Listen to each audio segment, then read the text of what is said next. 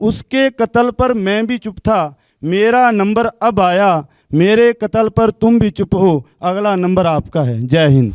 ये जो छुट्टियां आएंगी शीतकालीन, उनमें आर पार की लड़ाई का चैलेंज दे दो उनको, या तो हमारी मांगे मानो। ये नहीं कि बार बार आते रहेंगे, ज्ञापन देते रहेंगे, जाते रहेंगे। एक ही काम बचा है कि वरिष्ठ अध्यापकों के पास बच्चे लोग हैं, साथी लोग हैं, ये आगे बढ़े और इनकी समस्याएं जो है वो सरकार के कान तक जाएं और इतनी जोर देर उनके कान में जो खुजली हो रही है उसको मिटाया जाए। युवा वीर है, तू धनाता चला जा, कदम अपना आगे बढ़ाता चला जा, जो सोए पड़े उन्हें तू जगाता चला जा, अपने लक्ष्य की ओर कदम बढ़ा, लक्ष्य ओजन होने पाए, कदम मिलाकर चल, सफलता तुम्हारे चरण चूमेगी आज नहीं तो कल। वरिष्ठ शिक्षक सम्मेलन के इस ऐतिहासिक आयोजन में ये हमारा 5वां राज्य स्तरीय शिक्षक सम्मेलन है, जो जयपुर के दुर्गापुरा कृषि विभाग के ऑडिटोरियम में आयोजित हो रहा है। और प्रदेश भर से आए सभी शिक्षक साथी अपनी बात इस मंच के माध्यम से बड़ी प्रमुखता से रख रहे हैं। हम चाहेंगे कि सभी शिक्षक अपने महत्वपूर्ण विचार इस अवसर पर रखें। मेरा नाम दलपत सिंह राठौड़, वरिष्ठ अध्यापक राऊ मावी बोड़ा, बाड़मेर से हम लोग अपने शिक्षक साथी कम से कम हम लोग 10 जने बस व ट्रेन के द्वारा बाड़मेर से इस जयपुर की धरा पर 5म राज्य स्तरीय शिक्षक सम्मेलन हेतु आए हैं। मैं ज़्यादा कुछ नहीं कहूँगा, मैं जयपुर रेस्टा टीम का आभार व्यक्त करना चाहूँगा जिन्होंने इतना शानदार आयोजन किया। धन्यवाद। बहुत बहुत धन्यवाद राठौड़ साहब। धन्यवाद रेस्टा संगठन को कि उन्होंने हमें बोलने का अवसर प्रदान किया। सबसे पहले तो मैं जो रेस्टा की कार्यकारिणी है उसको धन्यवाद ज्ञापित करना चाहता हूं कि अन्य संगठनों की तुलना में हमारा संगठन प्रत्येक वर्ष बहुत ही अच्छा राज्य स्तरीय सम्मेलन आयोजित करता है। इसके अतिरिक्त प्रदेश से जितनी भी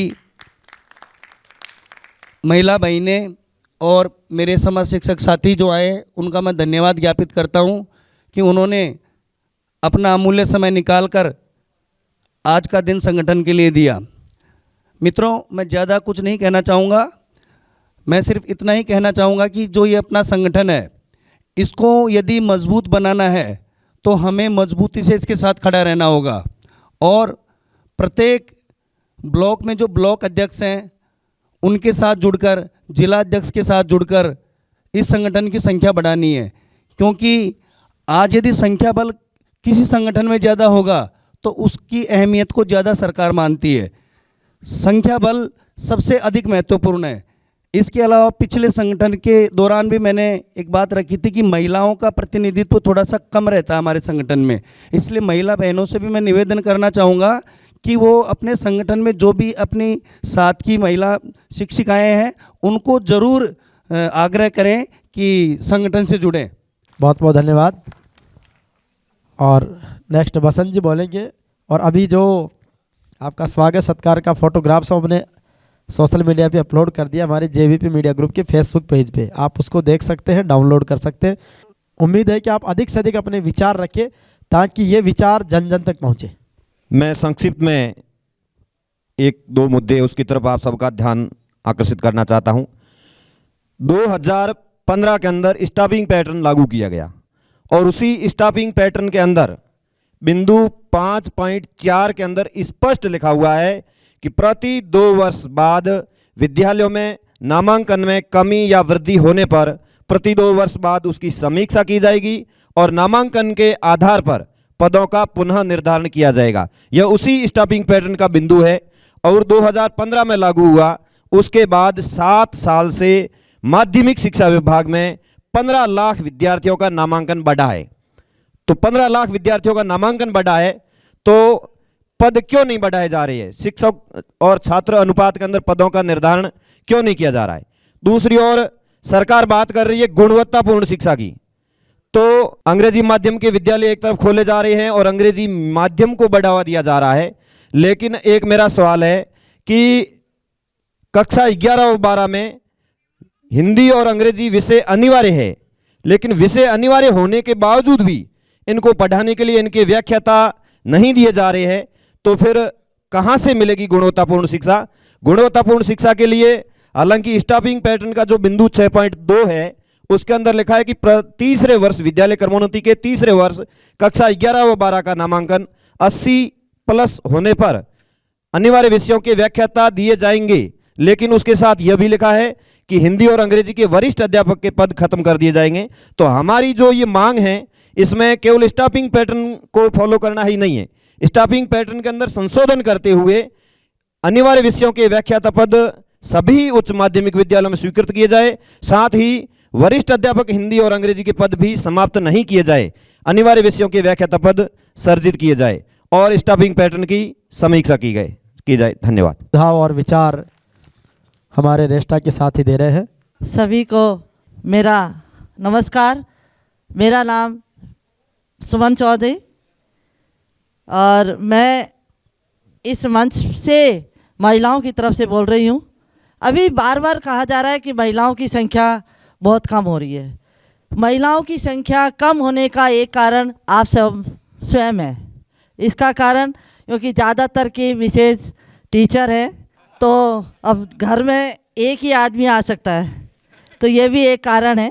दूसरा, मैं वैसे चाहूँगी कि महिलाएं आगे आएँ और इस संगठन को जितना हम महिलाएं आगे ला सकती हैं, क्योंकि हर महिला कामयाबी की राह दिखाती है, तो महिलाओं का आना बहुत ज़रूरी है।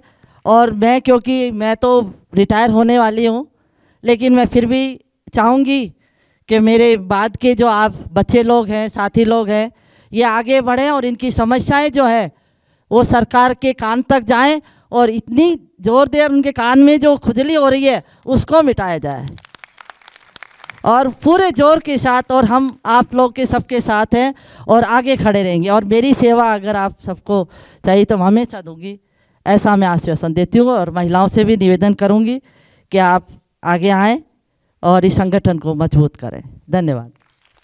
बहुत बहुत धन्यवाद सुमन मैडम। तो मैं चाहूँगा कि और भी अपनी बात रखें। मैडम आप भी रखो। सबसे पहले सबको राम राम सा, खम्मा गणी। मैं पहली बार ही आई हूँ पर मुझे बहुत अच्छा लग रहा है यहाँ पे आके और मैं चाहती हूँ कि आगे भी आती रहूँ यहाँ पे। धन्यवाद। मैं अनीता चौधरी जयपुर से हूँ, मोहनपुरा बस्ती में कार्यरत हूँ। मेरा तो एक ही मुद्दा है, ये जो समान विषय करके जो पदोन्नति रोकी गई है, इसको जल्दी से जल्दी चालू किया जाए। जब यूजीसी विश्वविद्यालय असमान विषय में पीजी करवा रहा है तो सरकार को कहाँ आपत्ति है, क्योंकि हो सकता है विज्ञान विषय पढ़ने वाले किसी भी विद्यार्थी को आगे पढ़ने का मौका ना लगे, तो वो हो सकता है अन्य विषय में भी अपनी उच्च योग्यता अर्जित करना चाहेगा और उस विषय में लेना चाहेगा पदोन्नति। और डायरेक्ट आप आरपीएससी से जब भर्ती ले रहे हैं तो उसमें तो यूजी पीजी समान नहीं किया, तो यहाँ क्यों? इस चीज़ के लिए विशेष ध्यान देना जरूरी है। धन्यवाद।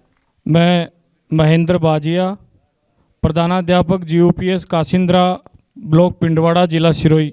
मैं आज राजस्थान वरिष्ठ शिक्षक संघ रेस्टा के सभी पदाधिकारियों का एक बात पर ध्यान आकर्षण करवाना चाहूँगा कि आपके मांग पत्र में एक हमारी जो बात है उसको भी शामिल किया जाए। जैसे प्रदेश महामंत्री हमारे वरिष्ठ मनोज जी नालिया साहब भी बैठे हुए हैं। 23 अप्रैल 2018 को जब हमने कार्यग्रहण किया, उस समय हमारा जो पिंडवाड़ा ब्लॉक है वो टीएसपी में नहीं हुआ करता था। 19 मई 2018 को वो क्षेत्र टीएसपी में शामिल हो गया। उसके बाद हम लोगों से कम 3 या 4 बार वहाँ पे विकल्प पत्र मांगे गए हैं, लेकिन उनका निस्तारण अभी तक नहीं हो पाया है। इस बार के जो स्थानांतरण हुए हैं उससे भी हम वंचित हुए, क्योंकि टीएसपी एरिया से स्थानांतरण नहीं हो पाया। तो हमारी ये मांग रहेगी आपसे कि हमारे इस मुद्दे को भी आप इसमें शामिल करें और टीएसपी से नॉन टीएसपी में एक बार विकल्पों का निस्तारण करवाएं। जय हिंद, जय भारत। राजस्थान वरिष्ठ शिक्षक संघ रेस्टा के प्रदेश अध्यक्ष श्रीमान भैरवराम चौधरी जी, सम्मानित मंच और दूर दराज क्षेत्रों से, अलग अलग जिलों से पधारे हुए मेरे साथीगण, मैं संघ के माध्यम से 2 मांग विशेष रूप से पुरजोर से रख रहा हूँ। पहली बात तो यह है कि भारत स्वतंत्र हुए 75 साल हो गए, आज दिन तक यूजी और पीजी समान या असमान विषय का कभी लफड़ा नहीं रहा। यूजी पीजी असमान विषय से पदोन्नति होती आई है और शिक्षा की गुणवत्ता में किसी प्रकार की कोई कमी आज दिन तक नहीं देखी गई। फिर भी सरकार ने 2021 में पदोन्नति नियम में संशोधन करके और रेस्टा के भाइयों में आपस में वैमनस्य पैदा करके और हमारे बीच में ही लड़ाई लागू कर दी। मैं चाहता हूं कि जल्दी ही इसका सरकार कोई ना कोई समाधान निकाले। साथ ही वाइस प्रिंसिपल जो कि 5400 ग्रेड पे है, एचएम के समकक्ष होता है, ठीक है ना। आज दिन तक जो 50% सीधी भर्ती से ये पद भरे जाते हैं। मैं चाहता हूं कि रेस्टा के माध्यम से, हमारे संघ के माध्यम से पुरजोर से ये मांग रखी जाए और सीधी भर्ती यानी 50% पदों पर सीधी भर्ती की जाए, ताकि हमारे युवा साथियों लगभग 3 लाख तृतीय श्रेणी, द्वितीय श्रेणी और युवा व्याख्याता उनको सीधी भर्ती के माध्यम से भाग्य आजमाने का अवसर मिले। मैं चाहता हूं कि हमारे मुख्यमंत्री जी महोदय जी जो कि जादूगर भी है, जादू से जल्दी ही इन 2 मामलों का अतिशीघ्र निपटारा कर इन वरिष्ठ अध्यापक और व्याख्याताओं के बीच यानी जो झगड़ा चल रहा है इसका अतिशीघ्र समाधान करावे। बहुत बहुत धन्यवाद। ये शिक्षकों की मांगों को लेकर बड़ी प्रमुखता से तथ्यात्मक रूप से अपनी बात रख रहे हैं। नेक्स्ट इधर से जी।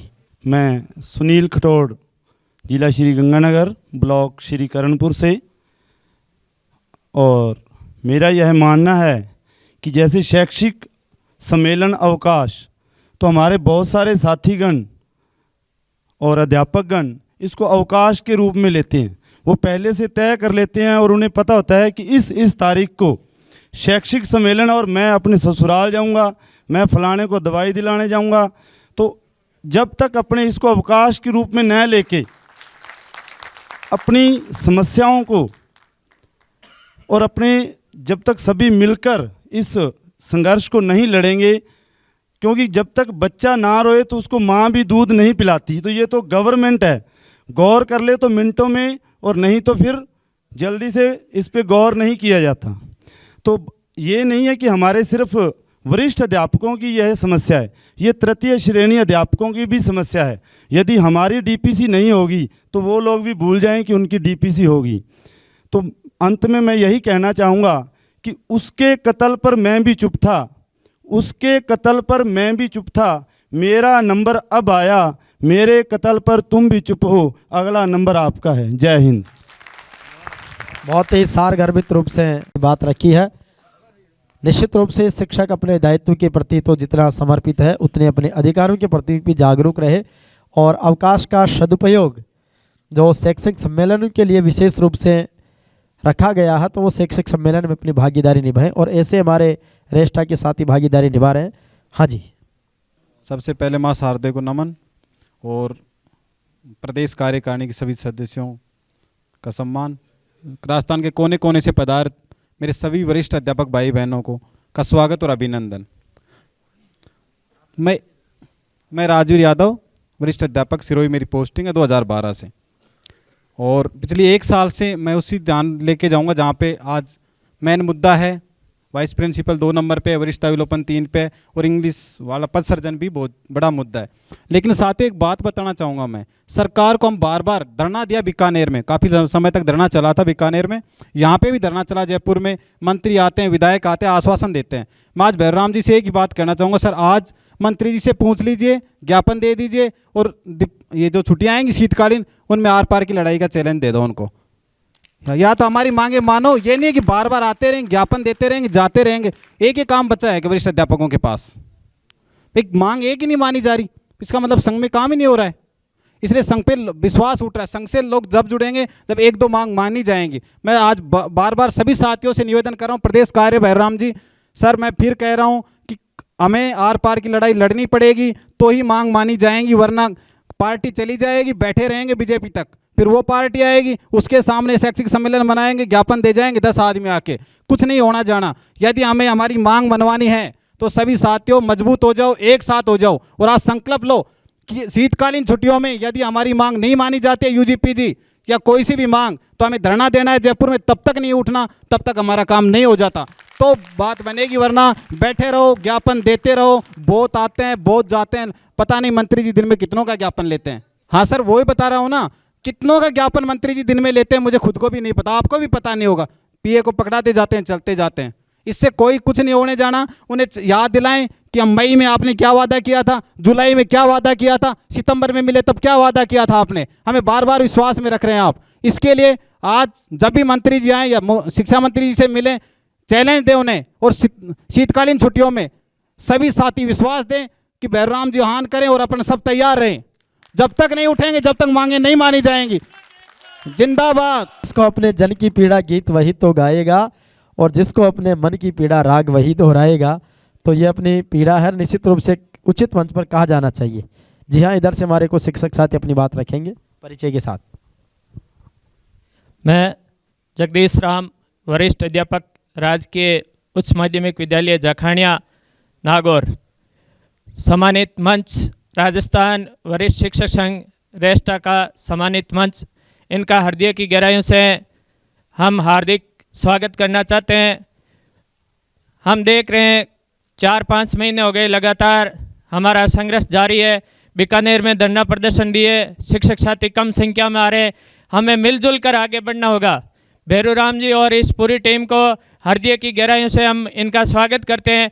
आपने जो ये संघर्ष किया है वास्तव में काबिल तारीफ है। हम नागौर मुख्यालय से आज लगभग बस लेकर 30 शिक्षक साथी पधारे हैं, और आप जो संघर्ष कर रहे हो, हम आपके पद चिन्हों पर चलने का पूरा प्रयास करेंगे। कर दिखाओ कुछ ऐसा कि दुनिया करे आप जैसा। आपको ऐसा काम करके दिखाना है, आपको विश्वास के साथ आगे बढ़ना है। इन हमारे शिक्षक साथी ने बताया कि हम तैयार हैं, हम सभी शिक्षक साथी तैयार हैं। हमारी संख्या जरूर कम है, लेकिन हमारी जो संख्या है वो मजबूती से है। हमें एक विश्वास है, हमने देखा है विश्व युद्ध में, इतिहास में छोटे छोटे राजाओं ने एक विश्वास के साथ पूरे इतिहास पर राज्य किया है। तो हमें पूरा विश्वास है कि हमारा रेस्टा का जो संगठन है वो छोटा भले ही हो, लेकिन विश्वास दिल से और ईमानदारी से जब आगे बढ़ेगा, कदम से कदम मिलाकर आगे बढ़ेगा, तो जीत हमारी होगी। भैरवराम जी, आपका संघर्ष कामयाब होगा। हमें रोक सके ये जमाने में दम नहीं, हमें रोक सके ये जमाने में दम नहीं। हमसे जमाना, जमाने से हम नहीं। जब हम आए जगत में, जग हंसा हम रोए, ऐसी करनी कर चलो कि हम हंसे जग रोए। हमें अपने ऐसा दिखाना है, कुछ करके, कुछ नया करके दिखाना है। हमें अपने जोश और जज्बे को आगे बढ़ाना है। जो कुछ शिक्षक साथी अभी नहीं पधारे, जो आज शिक्षक साथी पधारे हैं, तो उन्हें ये पूर्ण भावना रखनी है कि इस बार भैरवराम जी जब भी आह्वान करे, अपने साथ 2 और साथी और जोड़े, और हमें अपनी आवाज़ को, हमारी आवाज़ के लिए सब कह रहे हैं इनके साथ गलत हो रहा है, लेकिन न्याय अभी तक कोई नहीं दे रहा है। हमें अभी तक केवल विश्वास पर रखा जा रहा है। अब भैरवराम जी आपको विश्वास दिलाते हैं, अब आप आर पार की लड़ाई लड़ो। अब यह आपके पास जो लास्ट में सर्दियों की छुट्टियां है, इससे पहले भी आप कुछ करना चाहते हैं तो हम तैयार है, और नागौर की मुख्यालय की टीम की तरफ से तैयार है। नागौर परिवार की ओर से, इस रेस्टा परिवार की ओर से ओम जी सभी साथियों का हृदय की गहराइयों से हार्दिक स्वागत है। कर दिखाओ कुछ ऐसा कि दुनिया करे आप जैसा। हमें इसी रास्ते पर आगे चलना होगा, आगे बढ़ना होगा। हम एक दूसरे के भरोसे पर नहीं रहे, हमें अपने घरों से बाहर निकलना होगा। ये काम हमें अन्य शिक्षक साथियों के भी, जो आने वाली पीढ़ी उसको दिखाना पड़ेगा कि हमने कुछ ऐसा किया। युवा वीर है, तू धनाता चला जा, कदम अपना आगे बढ़ाता चला जा। जो सोए पड़े उन्हें तू जगाता चला जा। अपने लक्ष्य की ओर कदम बढ़ा, लक्ष्य ओजन होने पाए, कदम मिलाकर चल, सफलता तुम्हारे चरण चूमेगी आज नहीं तो कल। बहुत बहुत धन्यवाद। बहुत बहुत धन्यवाद। तो मैं चाहूँगा कि एक बार सभी लोग हाथ खड़े करके, और भैरवराम जी के नेतृत्व में आगामी जो भी आप कैंपेन करना चाहें, आंदोलन, तो उसका पूरा समर्थन, एक बार सबके हाथ खड़े होने चाहिए।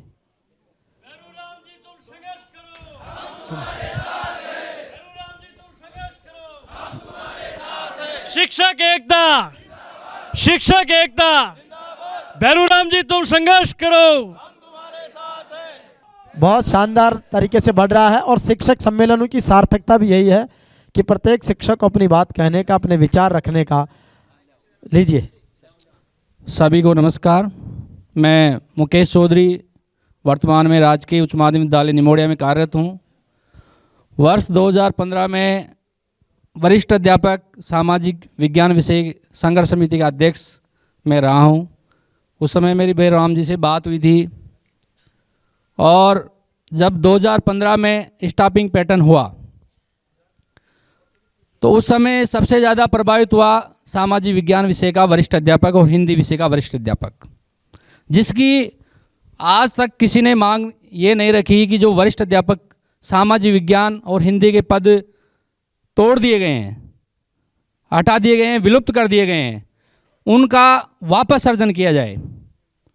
आज लगभग जयपुर जिले की 50% स्कूलों में या सभी जिलों में इन 2 विषयों के पद स्टाफिंग पैटर्न में समाप्त कर दिए गए हैं। जब हमारा पद ही सुरक्षित नहीं है, जब हमारा पद ही सुरक्षित नहीं है और हम वरिष्ठ अध्यापक से पदोन्नति प्राप्त करके व्याख्याता या वाइस प्रिंसिपल बनने की सोच रहे हैं, सबसे पहले तो हमारा पद भी तो सुरक्षित होना चाहिए। मैं बेरू राम जी से ये कहना चाहता हूँ, इस मांग को प्रमुखता से रखते हुए अपने इस मुद्दे में, अपने जो मुद्दे हैं उसमें इस मांग को रखें और मंत्री जी तक इसका पहुँचाएं कि जो पद तोड़े गए हैं उनको संख्या बल के आधार पर पुनः सर्जित किया जाए।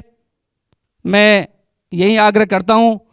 और दूसरी बात मैं कहना चाहता हूं कि जैसे मैंने भी 2015 में काफ़ी संघर्ष किया है, सरकार से भी संघर्ष किया है।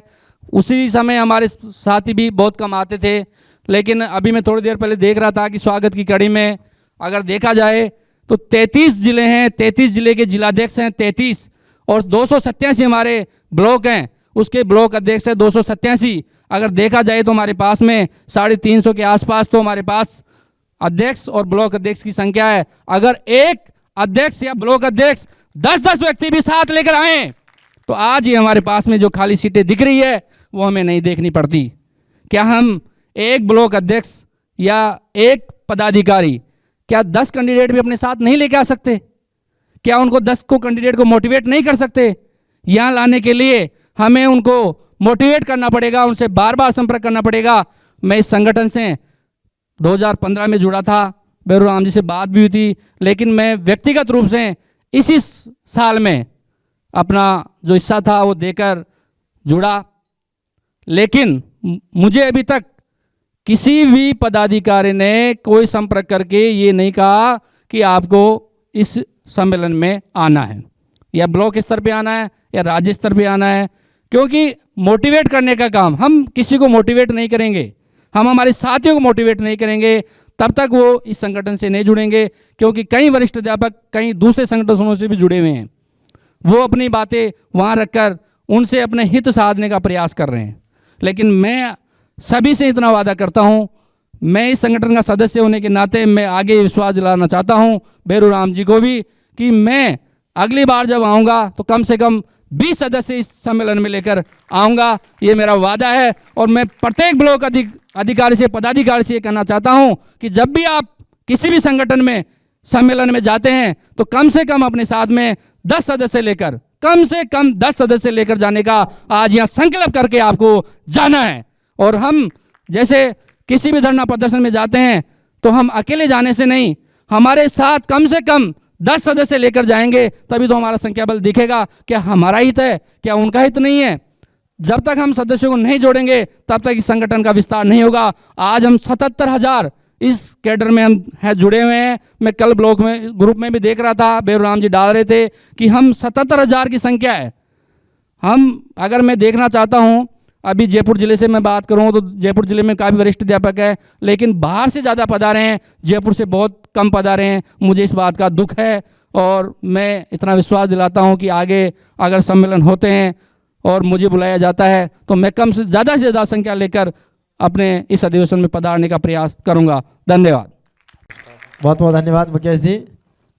आइए, कुछ और बोलना चाह रहे हैं? ये अब जोश और जुनून शिक्षकों का परवान पर है और अब गुणात्मक रूप से भी ये सम्मेलन और सार्थक बनता जा रहा है। और जैसा कि ये 5वां राज्य स्तरीय सम्मेलन है, तो रेस्टा ने जब से शुरुआत की है तब से शिक्षकों की मांगों को विद्यार्थियों के हित में भी, सरकार के हित में भी, अपने हित में भी श्रेष्ठ कार्य किया है। हाँ सर, अब आप अपनी बात रखिए। सर हेलो सर, मेरा नाम विक्रम सिंह मीणा, मैं दौसा से हूँ, लेकिन कार्यरत मैं राजकीय उच्च माध्यमिक विद्यालय बुंडेल खींवसर नागौर में हूँ। मैं आज अपने इस वरिष्ठ शिक्षक संघ रेस्टा में कुछ सुझाव दे रहा हूँ। इससे पहले कि पूरी ये कार्यकारिणी को मेरे और मेरे साथियों के दिल की गहराइयों से स्वागत है, क्योंकि इस कार्यकारिणी ने जो जिम्मा लिया है उसको कुछ हद तक पूरा किया है। यानी कि ऐसा जिम्मा अगर इतिहास को पलट के देखोगे तो पूरा भी किया है। तो मैं उम्मीद करता हूँ कि अब जो ये नई समस्या आ खड़ी हुई है इसमें भी इस कार्यकारिणी का पूरा सहयोग दे, और कार्यकारिणी पूरे विश्वास के साथ जितने भी राजस्थान के वरिष्ठ शिक्षक, साथ में ही तृतीय श्रेणी शिक्षक, अगर लोग सोच रहे हैं कि हम हमारी वो बाजार ले मुरली, सभी शिक्षक साथियों अगर इसमें सोचोगे तो ये एक तरह से षड्यंत्र है। षड्यंत्र इस प्रकार से है कि अभी असमान और समान विषय का कर दिया कि साइंस और मैथ वाले ये उसमें नहीं जा सकते, यानी कि जिसके यूजी और पीजी समान है वही प्रमोशन लेकर के वहाँ जा सकता है फर्स्ट ग्रेड में। भाइयों, थोड़ा सा इसके साथ में थोड़ा सा मैं ये बता देता हूँ कि आज इस वजह से हमारे राजस्थान में वरिष्ठ शिक्षकों में भी दो फाड़ हो गई, एक आर्ट्स से एक साइंस से। लेकिन मैं ये कहना चाहता हूँ कि आर्ट्स वाले भाइयों इतने नाराज मत हो, क्योंकि सामाजिक के पद खत्म कर दिए। वरिष्ठ अध्यापक के जिस स्कूल को सीनियर कर दिया है वहाँ पर सेकंड ग्रेड के सामाजिक के पद नहीं है। अगर मैं झूठ बोल रहा हूँ तो आप सबको पता है, मेरी स्कूल में तो नहीं है सेकंड ग्रेड का सामाजिक है। अगर इस अभी सर जितने भी सामाजिक के पद है ना उनको HM लगा दिया गया है। आने वाले समय में बिल्कुल ख़त्म कर देंगे। अपन कर रहे हैं कि हिंदी अनिवार्य और अंग्रेजी में भी इसी प्रकार से कर दें, वहाँ भी लेक्चरर बना देंगे और कह देंगे हिंदी 9वीं 10वीं को हिंदी ये और अंग्रेजी लेक्चरर ही पढ़ाएगा। बताइए सेकंड ग्रेड सब तरीके से समाप्त हुआ कि नहीं हुआ? जब ये आगे नहीं जा सकते तो थर्ड ग्रेड भी आगे नहीं आ सकते, तो ना सेकंड ग्रेड ना थर्ड ग्रेड ये आगे नहीं जा सकते, और ये वहीं के वहीं अपन बने रहेंगे। और आने वाले समय में कभी भी भर्ती नहीं आएगी, नए लड़के कभी भी लग नहीं सकते, क्योंकि जब पद जब भी भरे जाते हैं जब नीचे खाली होते हैं। तो ये आने वाली समस्याएं हैं, इनको थोड़ा ध्यान में रखो कि हमको जो कार्यकारिणी जो देती है जिम्मेदारी, अभी सर ने कहा कि एक एक पदाधिकारी अगर एक एक आदमी ले आता, एक एक शिक्षक ले आता, अगर कार्यकारिणी पूरी भी आ जाती, ब्लॉक अध्यक्ष वगैरह, तो ये शायद ये हॉल पूरा भर जाता। और सभी साथी शिक्षक हैं, इनसे ये हॉल भर करके हमारे मंत्री सभी ये करते कि भाई वास्तव में इनमें पावर है। मैं आपको पुराना इतिहास बता करके वो करता हूँ कि भैरूराम जी चौधरी, ये जब शिक्षक संघ बना था, मेरे को थोड़ा याद है कि जब वेतन विसंगति हुई थी थोड़ी सेकंड ग्रेड की, जो 16,290 का कोई मैटर था, तो भैरूराम चौधरी जी ने उस विषय को इतने मजबूती से लिया कि वो त्रुटियां थी उसको खत्म कर दी। मैं किसी शिक्षक और किसी पद के खिलाफ नहीं बोलूँगा। उस समय ये हुआ कि थोड़ा सा कि हमने तो अपनी मांग रखी थी जैसा सबको दिया है वैसा ही हमको दो, उसमें सरकार ने वो करके और लेक्चरर के थोड़े वो थोड़े पैसे कम कर दिए थे, शायद 1600 या कुछ रुपए, मतलब उनकी स्केल डाउन कर दी थी। जब वो पूरी कैलकुलेशन से किया तो सेकंड ग्रेड में त्रुटि थी, जो भी उसमें कुछ नहीं जोड़ा गया था, तो उस त्रुटि को सही करवाया। त्रुटि को सही करवाया तो वास्तव में भैरूराम जी चौधरी ने बहुत अच्छा काम किया था, इसके लिए बधाई के पात्र हैं, इसमें कोई शक नहीं है, क्योंकि वेतन में बहुत तगड़ी विसंगति थी। जब ये विसंगति को हटाया, सही किया, तो कुछ ऊंचे पद वाले झटपट आए थे, आज खुशी का मौका मिल रहा है उनको। तो मैं ये कह रहा हूँ कि मेरी जो सोच है कि सरकार चाहती है कि इन शिक्षकों में फाड़ पटक दे और हमको मिल करके लेक्चरर हो। अब हम ये चाहते हैं कि लेक्चरर भी अपने ही हैं, हम भी अपने ही हैं, और तृतीय श्रेणी शिक्षक भी हमारे ही अपने ही हैं, लेकिन सभी शिक्षकों को हम साथ में लेकर के हमारे मुख्य बिंदु के, हमारा जो प्रमोशन का है, वो जो वाइस प्रिंसिपल का है, इन सभी के साथ में शिक्षा का गुणवत्ता का भी ध्यान रखना है। तो सबसे महत्वपूर्ण हो जाता है कि ये जो DPC वाला मैटर है कि जो साइंस की बराबर डीपीसी की जाए और ये सामाजिक के अभी बताए सर ने, इनकी भी डीपीसी की जाए, बराबर पद दिए जाएं, इनको ख़त्म नहीं किए जाए। जिस स्कूल में ये है कि 11वीं 12वीं है वहाँ पर साइंस के पद ये सामाजिक ख़त्म कर दी है, उनको पुनः लागू करवाए। और मैं भाईराम चौधरी जी से यही निवेदन करूंगा कि सर आपने पहले भी जिम्मेदारी ली थी और अब भी इस जिम्मेदारी को पूरे बखूबी से निभाओ। आपके साथ में पूरे शिक्षक साथी हैं। धन्यवाद। बहुत बहुत मीणा जी धन्यवाद कि आपने पूरी बात को तथ्यात्मक रूप से बड़े धैर्य के साथ में रखा। और भी बोलना चाहेंगे? सबसे पहले आज के इस रेस्टा के राज्य स्तरीय सम्मेलन में माँ सरस्वती को नमन वंदन। सभी जिलों से पधारे हुए हमारे विद्वान साथियों का और रेस्टा के पदाधिकारियों का बहुत बहुत स्वागत, आभार, अभिनंदन। मैं ये बताना चाहता हूँ कि जो भी हमारी मांग है वो मांग अगर हम एक भीड़ के रूप में दिखाएंगे तो जैसे बात कर रहे हैं 1918 या 19 की, जब महात्मा गांधी चंपारण के अंदर किसानों की वो मांग को लेकर के वहाँ गए थे तो उस वक्त उनको अदालत में बुलाया गया।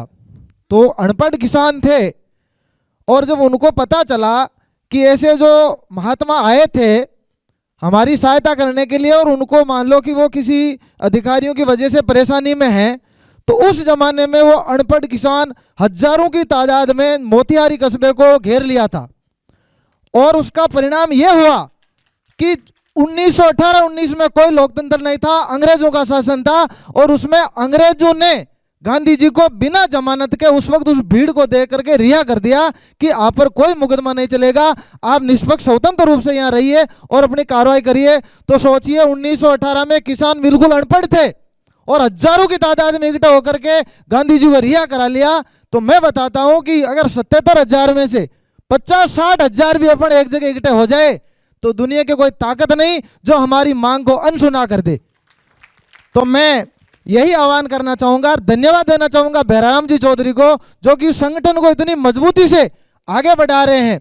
और मैं विश्वास दिलाना चाहूंगा कि जब भी अपनी जरूरत पड़े सभी साथियों से मैं निवेदन करना चाहूंगा कि अधिक से अधिक संख्या में पधारें ताकि सरकार को लगे सरकार भीड़ देख करके निर्णय लेती है। और जब वो हजारों की तादाद हमारी भीड़ देखेगी तो निश्चित रूप से चाहे वाइस प्रिंसिपल में सीधी भर्ती का हो, चाहे व्याख्याताओं में पदोन्नति का हो, हमारी मांग को निश्चित रूप से सुना जाएगा। आप पधारे, उसके लिए बहुत बहुत धन्यवाद। मैं 2 लाइनें कहना चाहूँगा। महक उठा ये घर आंगन जब से आप पधारे हैं, महक उठा ये घर आंगन जब से आप पधारे हैं, एहसास होता है जन्मों से आप हमारे हैं, जन्मों से आप हमारे हैं। बहुत बहुत धन्यवाद, बहुत बहुत शुक्रिया।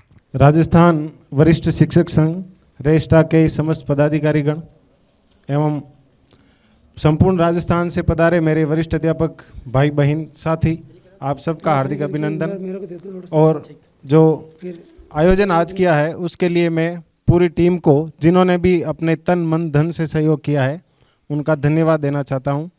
मैं नागौर जिले के मेड़ता तहसील के कुरडाया गांव से आया हूं। हम सुबह 3:30 बजे उठे थे और 7-8 साथीगण जो हैं वो पूरी उमंग के साथ और पूरे जोश के साथ कि भाई हमें अपने संगठन को मजबूत बनाना है, क्योंकि इतने दिनों तक तो जो चल रहा था, लेकिन अब जो मुख्य समस्याएं हमारे सामने आई है कि एक तो समान असमान वाला जो मैटर है यूजीपीजी का, जैसा कि मेरे सभी साथियों ने इस बात को रखा भी है। और इसके साथ दूसरा है कि वाइस प्रिंसिपल की जो डायरेक्ट वैकेंसी है वो आनी चाहिए, क्योंकि जो पद हमें 15 या 20 साल बाद मिलेगा उसमें तो कई हमारे साथी जो है वो रिटायर भी हो जाएंगे। तो वो 2023 में उसकी वैकेंसी की हम डायरेक्ट डिमांड करो कि 2023 में ही उसकी वैकेंसी निकाली जाए, ताकि 2023 लास्ट या 2024 तक आप सब वाइस प्रिंसिपल बन सको, ऐसी मेरी कामना है।